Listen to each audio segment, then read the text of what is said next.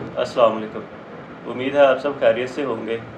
आज हम एक मरीज़ देखने जा रहे हैं। उसका जो है सींग जो है वो टूट गया है।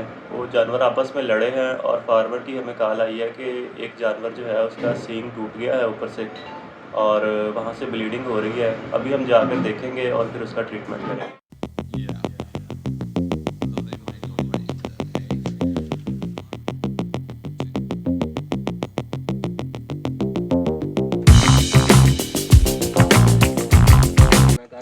घर भी तो है नहीं।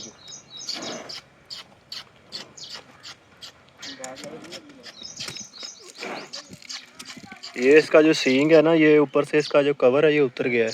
दूसरी साइड पे आप देखें तो वो ठीक है ऊपर से ना। तो इसको अब हम देखेंगे और इसकी बैंडेज करेंगे।